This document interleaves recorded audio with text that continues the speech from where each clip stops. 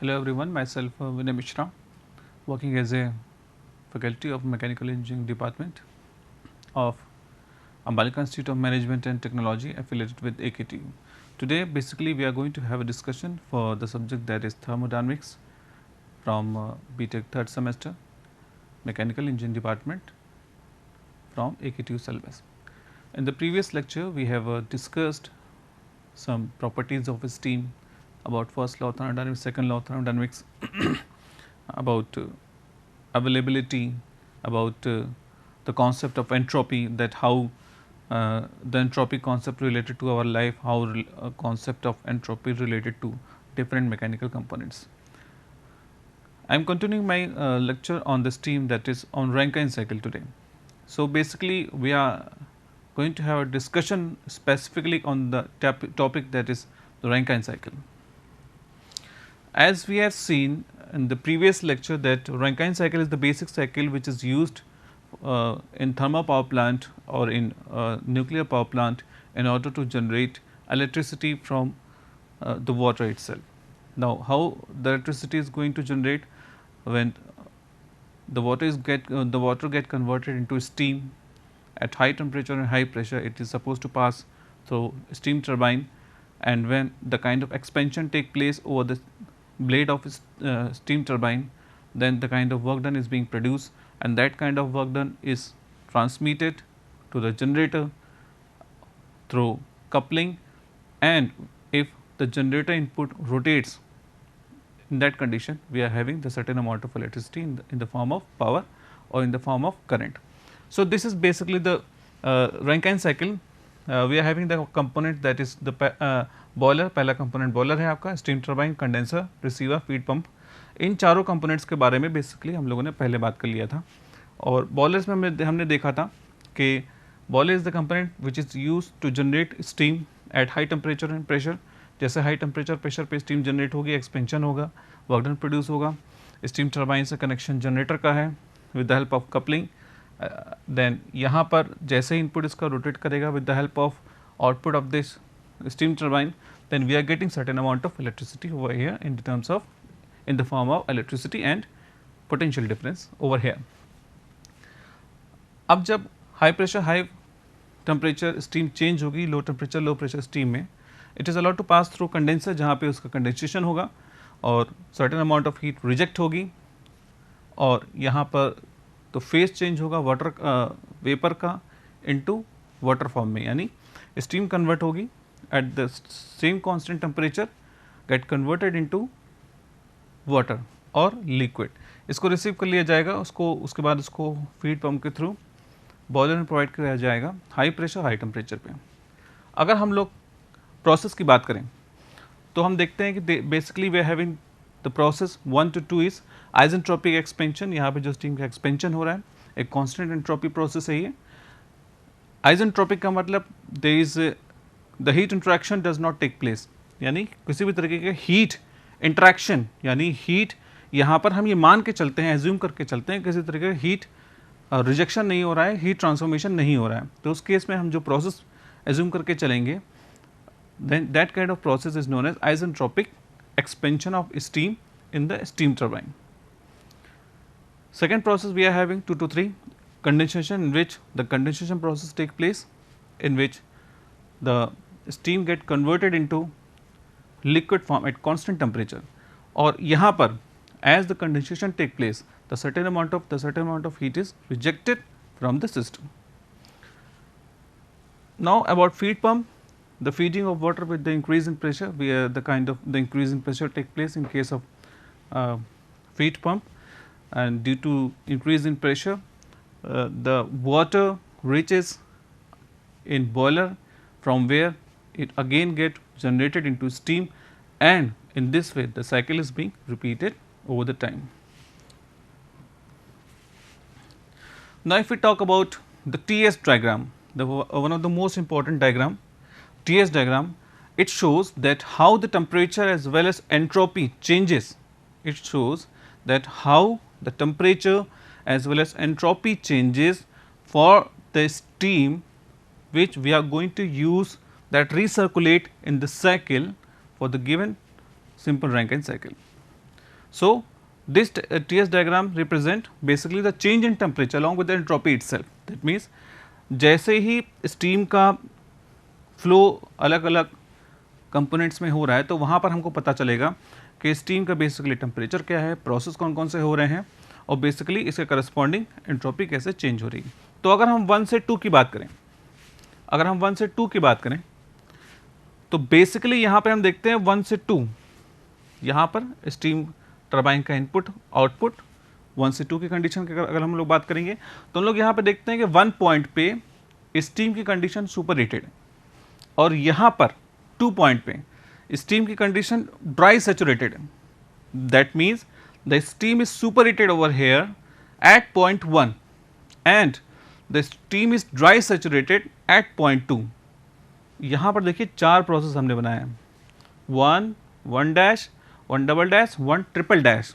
देखिए अब यहाँ पर हम ये कहेंगे कि हमारे पास एक ही पॉइंट है, 1 डैश कहाँ है, 1 डबल डैश कहाँ है, तो बेसिकली यहाँ पे ये रिप्रेजेंट करने का सिर्फ ये तरीका है कि हमारे पास the steam what we are getting over here may be possible that it may be of 4 condition और more than that. That means जो स्टीम हमें बॉयलर के बाद मिली है उसकी ये 4 कंडीशन हो सकती हैं, जिसमें से एक कंडीशन के बारे में हम लोगों ने यहाँ पे डिस्कशन किया है, दैट इज 1 to 2। अब 1 डैश तो यहाँ दिखाया नहीं गया है, इसका मतलब ये है कि हो सकता है कि अगर प्रेशर टेम्परेचर उतना ना राइज किया हो तो उसका टेम्परेचर कम हो या वेट हो। हाँ, ये भी हो सकता है कि कंडीशन कैसी है स्टीम की बॉयलर से निकलने के बाद, अगर वो सुपर हीटेड कंडीशन में है तो 1 कंडीशन होगी, अगर ड्राई सैचुरेटेड कंडीशन में है तो यहाँ पर होगी, अगर वेट कंडीशन में है तो यहाँ पर होगी। हम लोग एक कंडीशन लेके चल रहे हैं 1 से 2, 1 पे सुपर हीटेड, 2 पे dry saturated. It is constant entropy process, यानी the kind of heat interaction is not there. 1 to 2 जो एक्सपेंशन हो रहा है टर्बाइन में वो इस तरीके से हो रहा है कि एंट्रोपी हमारी कांस्टेंट है और टेम्परेचर हमारा घट रहा है। That means the kind of process that take place over here is constant entropy process and reversible adiabatic process. And if the process is constant entropy reversible adiabatic process, in that condition we can say that the process is known as isentropic expansion. So this is basically isentropic expansion. तो basically ये 4 process भी straight line है, temperature कम हो रहा है, entropy constant होगी, ये सारे प्रोसेस बेसिकली आइसेंट्रोपिक प्रोसेस हैं लेकिन एट अ डिफरेंट टेम्परेचर, लेकिन but the process is mandatory to be isentropic expansion. 2 से 3 कंडेंसेशन, 2 से 3 यहाँ पे देखते हैं कंडेंसर लगा हुआ है, इसका मतलब 2 पॉइंट पे ड्राई सैचुरेटेड स्टीम, 3 पे लिक्विड बन गया है, 3 पे वो लिक्विड बन गया है, सैचुरेटेड लिक्विड बन गया है, यानी this is the process in which the steam get converted into liquid and the process is known as condensation which occurs at constant temperature. So this is the process in which the phase transformation from steam or vapor into liquid take place, and during this process the entropy decreases, and if the entropy decreases we can say that the certain amount of heat is being rejected from the system. That kind of heat which is being rejected from the system can be taken as Q2 we can say. Okay. So in this way this is constant temperature isothermal process in which entropy decreases. Okay, and we can say the certain amount of heat is being rejected from the system, because if the entropy decreases the heat is being rejected, if the entropy increases the heat is being added. 3 to 4 is basically the process in which the condition of the liquid remain liquid condition. That means liquid remain liquid, there is no phase transformation take place during this process, only the pressure increases or we can say the temperature increases for water itself. यानी यहाँ पे पानी पानी ही है, steam का conversion steam में conversion नहीं हो रहा है, किसी भी तरह का फेज ट्रांसफॉर्मेशन नहीं हो रहा है, सिर्फ उसका टेम्परेचर और प्रेशर इंक्रीज कर जा रहा है। यहाँ पर पहुँच गया बॉयलर में, 4 पे पहुँच गया बॉयलर में, यानी 4 से 1 की अगर हम लोग बात करें। अब देखिए 4 से 4 डैश तो यहाँ पे दिख नहीं रहा है, 4 डैश एक इंटरमीडिएट पॉइंट है। Water 4 dash is the saturation point basically for the water. That means पानी आपके पास 50 डिग्री सेंटीग्रेड पे है, आपको उसको उबालना है तो 100 डिग्री सेंटीग्रेड तक पहुंचाना पड़ेगा, यानी यहाँ पर अनसैचुरेटेड वाटर है, यहाँ पे मान लीजिए 50 डिग्री सेंटीग्रेड पे वाटर है, 50 डिग्री सेंटीग्रेड से हीट देते जाएंगे जब तक उसका 100 नहीं हो जाएगा। ये 100 पॉइंट आ गया, फॉर एग्जांपल ये 100 पॉइंट आ गया, जैसे 100 आएगा वहाँ से स्टीम जनरेशन स्टार्ट हो जाएगा। ये एग्जांपल हमने सैचुरेशन के लिए लिया है। सैचुरेशन के लिए लिया है जब सैचुरेशन टेम्परेचर उसका 100 है, यहाँ पे कुछ और भी हो सकता है। तो यहाँ बेसिकली यहाँ पे वाटर पहुँच गया सैचुरेशन पॉइंट तक। जैसे सैचुरेशन पॉइंट तक पहुँचा, हमने हीट दिया, एंट्रोपी देखिए इंक्रीज कर रही है। इंक्रीज करने का मतलब the certain amount of heat is being added to the system, and if the heat is being added to the system, in this case we can say the kind of steam generation taking place or start at point 4 dash, that means 4 dash पे steam generation start हो गया। steam generation start हो गया, यहाँ पर आते आते liquid vapor का mixture हुआ, स्टीम में वेपर वाटर पार्टिकल्स भी हैं, और अल्टीमेटली यहाँ पर आकर के वो ड्राई सैचुरेटेड स्टीम हो गई है। उसके ऊपर अगर हम और हीट अप करते हैं इसे, तो हम लोग ये कहेंगे कि this is super heated steam. In this way the TS diagram represent how temperature changes, how entropy changes for the given Rankine cycle. अगर हम लोग बात करें PV डायग्राम की, तो हम लोग देखेंगे कि 4 से 1 तक अगर बॉयलर के केस में बात करें तो प्रेशर हमारा कांस्टेंट है। 2 से 3 जो कंडेंसेशन हो रहा है वो कांस्टेंट प्रेशर पे हो रहा है, यानी इवेपोरेशन बॉयलर में होगा, स्टीम जनरेशन कांस्टेंट प्रेशर पे होगा, और कंडेंसेशन भी हमारा कांस्टेंट प्रेशर पे होगा। यहाँ से यहाँ के अगर हम लोग बात करें 1 से 2 एक्सपेंशन की हम लोग बात करें, तो हम देखेंगे कि एक्सपेंशन होने में वॉल्यूम बढ़ जाता है, प्रेशर घट जाता है। तो same kind of the change in pressure and change in volume happen in process 1 to 2, यानी प्रेशर डिक्रीज हो गया और वॉल्यूम हमारा बढ़ गया। जैसे ही कंडेंसेशन होगा वॉल्यूम हमारा घट जाएगा, प्रेशर कांस्टेंट रहेगा, और the process is said to be isobaric.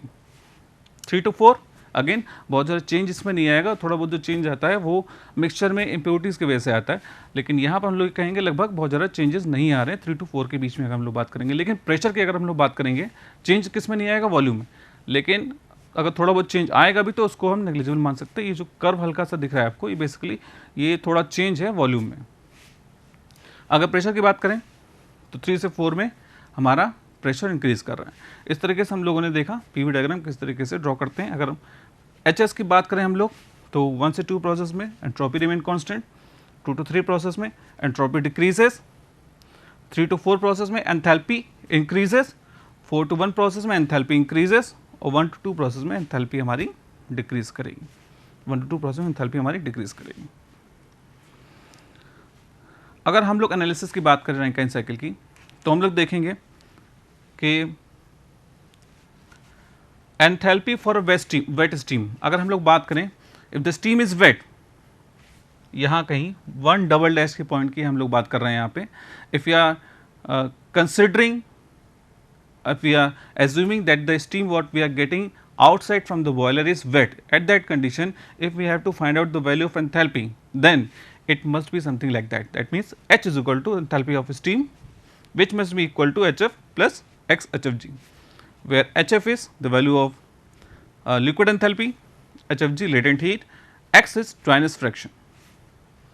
Entropy of wet steam, अगर एंट्रोपी निकालनी है हमें वेट स्टीम की तो कैसे निकालेंगे, SF plus X SFG. SF is liquid entropy for the given pressure, SFG we can say the entropy during latent heat. latent heat की अगर हम लोग बात करें, HFG की बात करें तो Hg माइनस HF इसकी वैल्यू यहाँ से हम लोग निकालेंगे। एंथैल्पी Hg की वैल्यू जो है एंथैल्पी ऑफ सैचुरेटेड वेपर है, HF की value enthalpy of saturated we can say liquid है।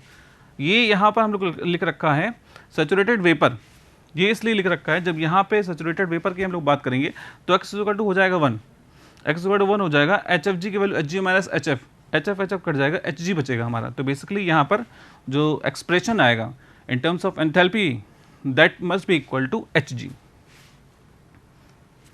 For saturated steam, enthalpy of saturated steam that must be equal to H is equal to Hg, x is equal to 1, HFG is equal to Hg minus HF. We are getting x is equal to 1 in the wet steam equation, and HF is cancelled. So the equation what we are getting over there, that must be equal to H is equal to Hg.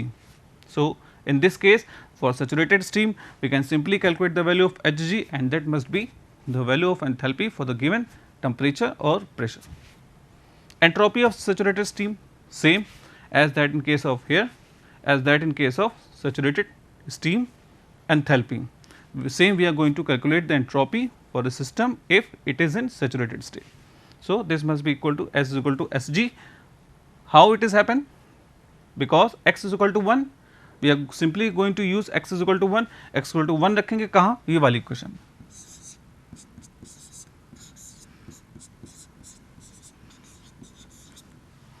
यहाँ पे x equal to 1 रखेंगे, S F G के value difference लेंगे, S F को cancel करके S G हमारी value आ जाएगी. यहाँ पर एस जी इसलिए हम लोगों ने लिख रखा है. Enthalpy of super heated steam, अगर सुपर हीटेड कंडीशन में है, अगर ये हमारी कंडीशन जो है वो वेट की कंडीशन है, ये हमारी कंडीशन है ड्राई सैचुरेटेड, ये हमारी कंडीशन है सुपर हीटेड की. तो सुपर हीटेड कंडीशन में जो हम लोग एंथैल्पी निकालेंगे वो बेसिकली डायरेक्टली स्टीम टेबल से निकाल सकते हैं, या अगर सीपी की वैल्यू गिवन हो तो वहाँ से भी हम लोग उसकी वैल्यू निकाल सकते हैं. That must be equal to H S U P mean super heated steam. The same we can calculate the value of entropy for super heated steam from directly from steam table. अब turbine work की अगर हम लोग बात करें, अब हमें जितनी भी वैल्यूज़ हैं, टरबाइन वर्क हो गया, पंप वर्क हो गया, एफिशिएंसी हो गई, इन सारी वैल्यूज़ को हमें एंथैल्पी के फॉर्म में निकालना है. अगर टरबाइन हम लोग देखें, टरबाइन वर्क की हम लोग बात करें कितना होगा तो कैसे कैलकुलेट करेंगे, तो सिंपली 1 से 2 के बीच में टरबाइन लगी हुई है, 1 से 2 के बीच में टरबाइन लगी हुई है, और वंस इनपुट पे आउटपुट पे एंथैल्पी डिफरेंस निकाल लेंगे. That must be equal to the amount of work done what we are getting from the steam turbine. So we can simply calculate the value of enthalpy difference if 1 2 is the process, H1 minus H2. If 1 dash 2 dash is the process, then the work output from the steam turbine must be equal to H1 dash minus H2 dash. Similarly, H1 triple dash minus H2 triple dash. Similarly, H1 double dash minus H2 double dash. तो इन चारों में से कोई भी एक condition हो सकती है. हमने 4 लेके चले, हो सकता है इससे ज़्यादा भी कंडीशन हो, तो लेकिन उसके जैसी हमारी कंडीशन होगी क्वेश्चन की या एनालिसिस की, उसमें उस तरीके से कंडीशन लेकर के हम लोग उसकी चेंज इन एंथैल्पी निकालेंगे. And that must be equal to the work done what we are getting from the steam turbine. Turbine work H1 minus H2 1 minus 2, heat out from condenser 2 minus 3. Condenser देखिए कहाँ लगा हुआ है, यहाँ से यहाँ तक लगा हुआ है. अगर ये पॉइंट रेफरेंस लिया था तो H2 minus S3 is the amount of heat rejected from the system. अगर ये पॉइंट लिया था तो H2 ट्रिपल डैश माइनस 3, अगर ये लिया था ये, तो अगर हम लोगों ने 2 डबल डैश लिया था पॉइंट तो H2 double dash minus S3. So simply by calculating the change in enthalpy we can get the amount of heat extracted from the condenser during the cycle. अगर हम लोग बात करें पंप वर्किंग, तो यहाँ पर देखते हैं हीट इनपुट पंप वर्क की बात करें हम लोग तो 4 से 3 के बीच में लगा हुआ है, यानी 3 to 4 के बीच में पंप लगा हुआ है. यहाँ पर भी एंथैल्पी निकाल लेंगे हम, दोनों को डिफरेंस ले लेंगे और हमारा वर्क इनपुट आ जाएगा जो हम वर्क देंगे पंप को एंथैल्पी के फॉर्म में, यानी H4 minus S3, H4 minus S3. Again heat input to boiler, अगर हम लोग हीट इनपुट टू बॉयलर की हम लोग बात करेंगे तो हम लोग देखेंगे कि बॉयलर जो है यहाँ से लेकर के यहाँ तक है. अगर 1 पॉइंट को रेफरेंस लेंगे तो, अगर 1 पॉइंट को रेफरेंस लेंगे तो बॉयलर कहाँ से कहाँ चेंज हो रहा है, यहाँ से लेकर के यहाँ तक, यानी एंथैल्पी 1 से 4 के बीच में जो डिफरेंस होगा that will be the amount of heat given to the boiler in order to generate steam after combustion of the fuel. That means the change in enthalpy for the working fluid, that is steam or water, that must be equal to H1 minus H4, and this difference of enthalpy is equal to the amount of heat given in the boiler to the water to generate steam. That means steam को generate करने के लिए जो हमने enthalpy change निकाला है वही आपके अमाउंट ऑफ हीट हो जाएगा जो आप इनपुट देंगे एज ए बॉयलर में इस वाटर को, that means H1 minus H4, H1 minus H4। Efficiency निकालें अगर हम लोग, if we talk about efficiency then we will find the efficiency is basically the ratio of net work output what we are getting from the system to the heat input. If we talk again, I am repeating, Rankine cycle efficiency is basically the ratio of the net work output what we are getting from the cycle divided by net heat input, यानी जो हम input दे रहे हैं। अब हम देखेंगे यहाँ पे आउटपुट हमें कहाँ कहाँ मिल रहा है। आउटपुट हमें ये मिल रहा है और वर्क इनपुट हम यहाँ दे रहे हैं।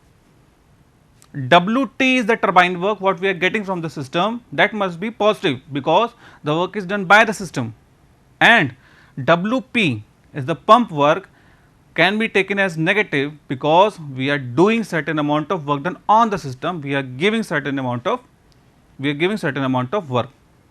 So, net work, if we talk about net work, then we see that net amount of work done, sometimes the net amount of work done what we are getting over here, that must be equal to WT minus WP, WT minus WP, this is the net amount of work done that we are getting from the system. Now, if we divide with the heat input, the heat input is what? From here to here, heat input is Q1, the amount of heat given to the boiler, that must be equal to H1 minus H4, this must be equal to H1 minus H4. So, this expression is known as Rankine cycle efficiency or Rankine efficiency, where WT is equal to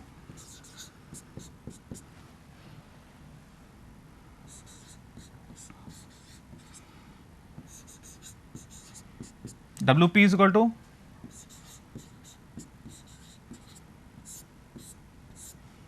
and Q1 is equal to H1 minus H4.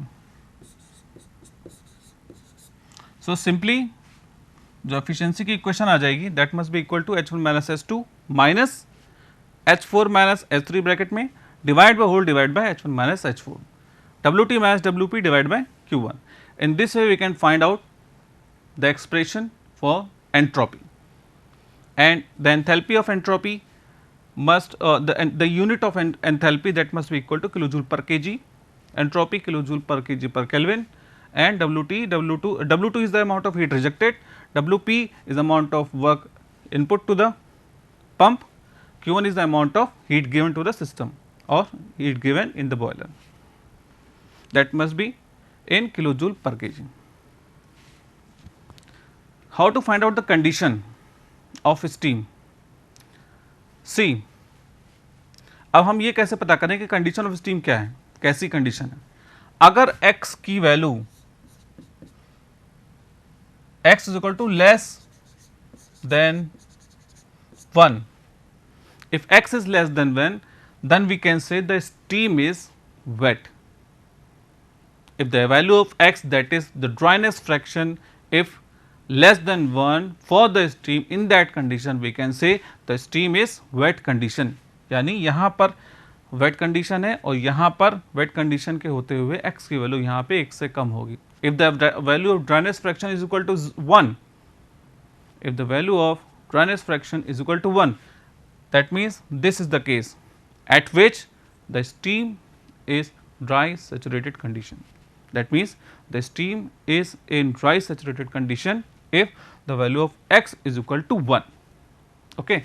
So, this is basically dry saturated state. If we are talking about the condition at this point, same the value of x must be less than 1, the value of x must be less than 1.